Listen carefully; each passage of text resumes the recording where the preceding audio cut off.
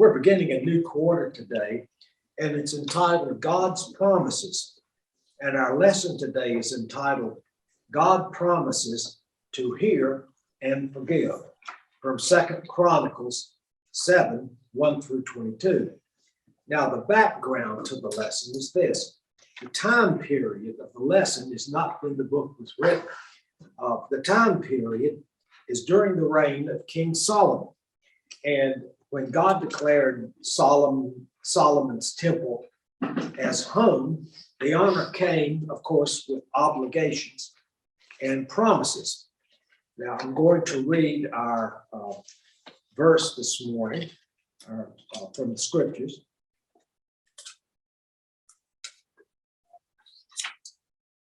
Second Chronicles 7, 12 through 22. Then the Lord appeared to Solomon in the night and said to him, I've heard your prayer and have chosen this place, being the temple, for myself as a house of sacrifice. When I shut up the heavens so that there is no rain, or command the locusts to devour the land, or send the pestilence among my people. If my people who are called by my name humble themselves, pray, seek my face, and turn from their wicked ways, then I will hear from heaven and will forgive their sin and heal their land. Now my eyes will be open and my ears attentive to the prayer that is made in this place, in the temple. For now I have chosen and consecrated this house so that my name may be there forever. My eyes and my heart will be there for all time. As for you, if you walk before me as your father David walked, doing according to all that I have commanded, you and keeping my statutes and ordinances, then I will establish your royal throne as I made covenant with your father David, saying, you shall never lack a successor to rule over Israel. But if you turn aside and forsake my statutes and my commandments that I have set before you, and go and serve other gods and worship them, then I will pluck you up from the land that I have given you and this house which I have consecrated for my name. I will cast it out of my sight and will make it a proverb and a byword among all peoples. And regarding this house, now exalted, everyone passing by will be astonished and say, why has the Lord done such a thing to this land and to this house? Then they will say, because they abandoned the Lord, the God of their ancestors, who brought them out of the land of Egypt, and they adopted other gods and worshiped them and served them. Therefore, he has brought all this calamity upon them. So, the account relates the second appearance of the Lord to Solomon. Remember, the Lord came to Solomon in the night. This is the second occasion. The first place was where Solomon requested that the Lord bless him with wisdom. And what follows almost immediately from that is described in 1 Kings 3, 16 through 28. And I know we all know the story, but it's good to repeat it. And it illustrates, it's the first illustration of Solomon's wisdom granted to him by the Lord. Two prostitutes gave birth to sons, but one of the babies died. One mother claimed that the other mother switched the babies and gave her the dead child. Well, Solomon hears the case between the two arguing mothers, and he proposes to cut the baby in two, giving one half to each mother. One of the mothers agrees. The other cries out and is willing to give up the infant to the other mother so that the infant would live. And Solomon awards the baby to the protesting mother, the real mother. Now, in our lesson from 2 Chronicles today, the temple has been completed and dedicated. And of course, our lesson guide notes that the glory of God filled the temple. But the honor of the temple building came with obligations to draw closer to God and not to worship other gods. So what happens next? And it's important in considering when Chronicles was written. And many commentators believe that it was in about 586 or 587 BC. The Babylonians destroyed Solomon's temple and carried away a good portion, just about all of them, of the Jewish population in two ways. The first wave was the ones, the educated, the upper class, the military leaders, the ones who would have to govern the rest of them. Then they came back and got the rest of them. And they carried them off into the Babylonian captivity.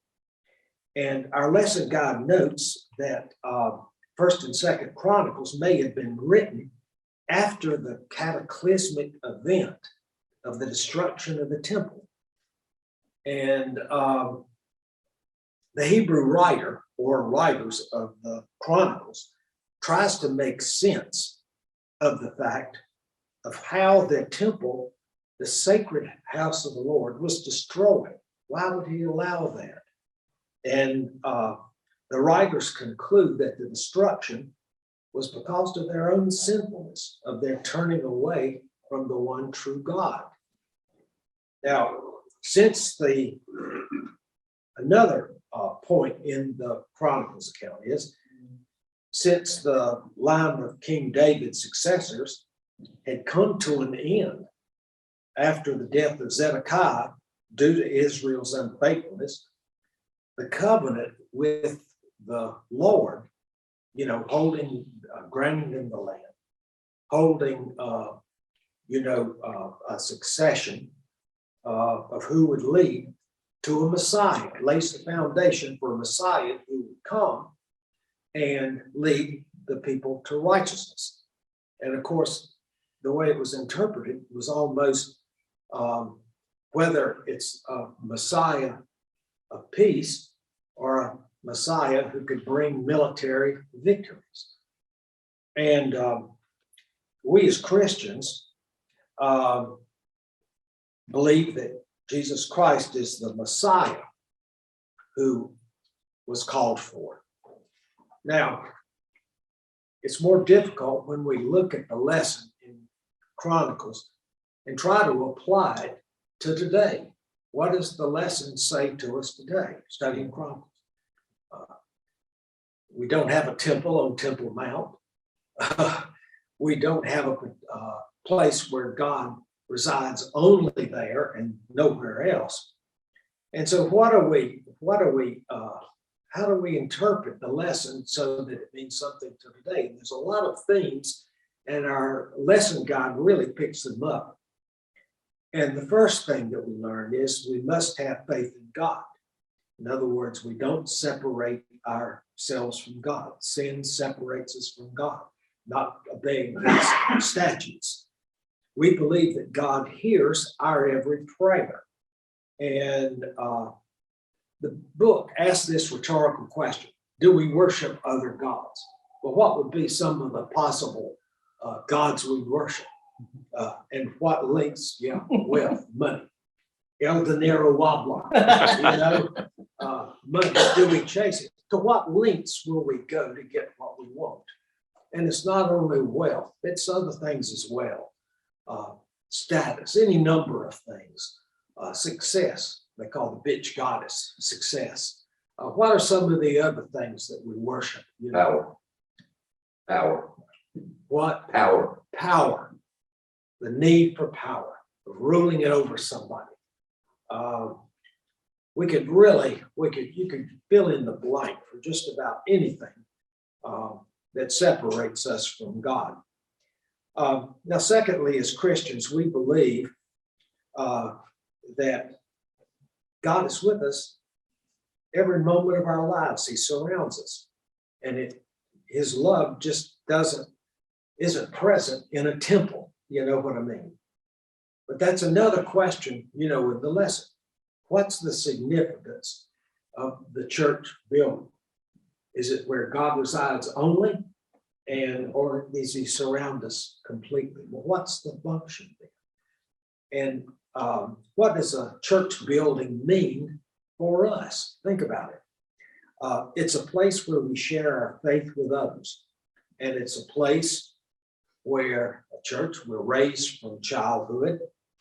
And it's a place we as Christians bond together to pray, to sing hymns. And it's a place where we work together to help others as Christ taught us. Proverbs 22:6 says, train children in the right way, and when they are old, they will not depart from it. Okay? So that is one function of a particular building. And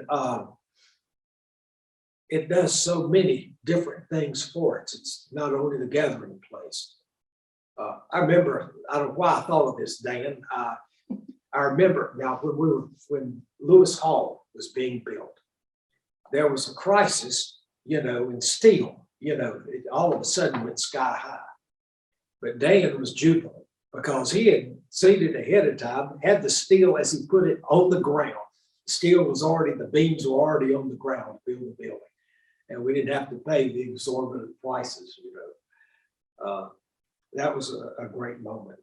So it's important to gather in the church as a body. And another issue that we carry with us is it important to gather together?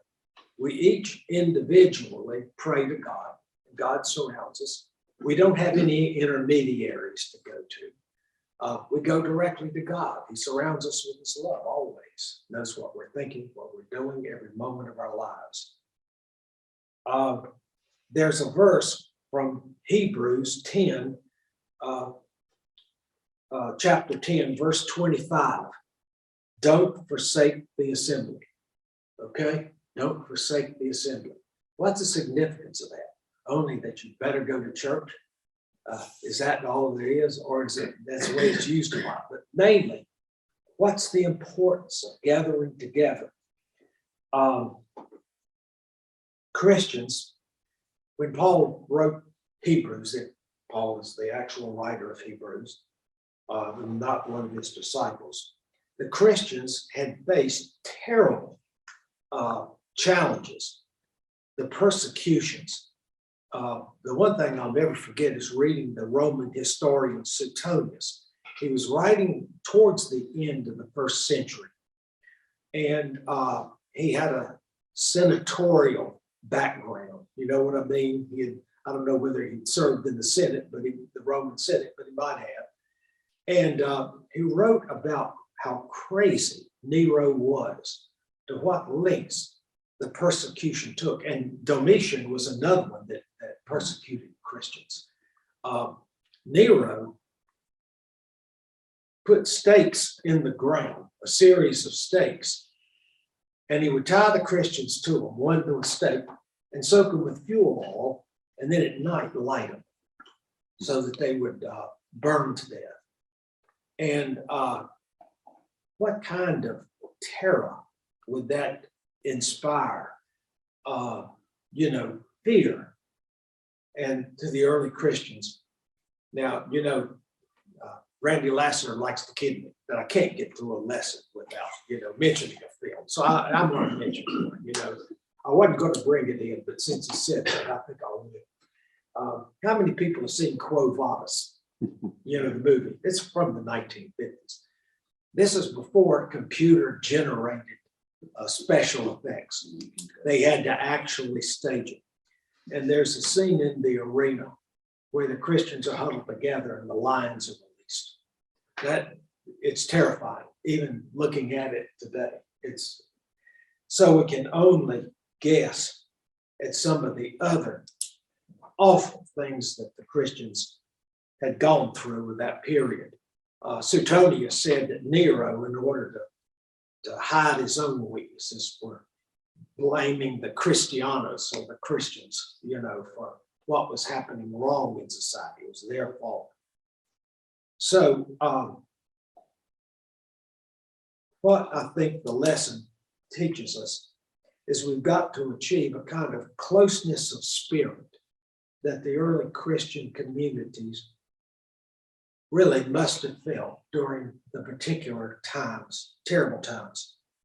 And our own times, we really don't know what the future is, do we? Today's the first day of 2023.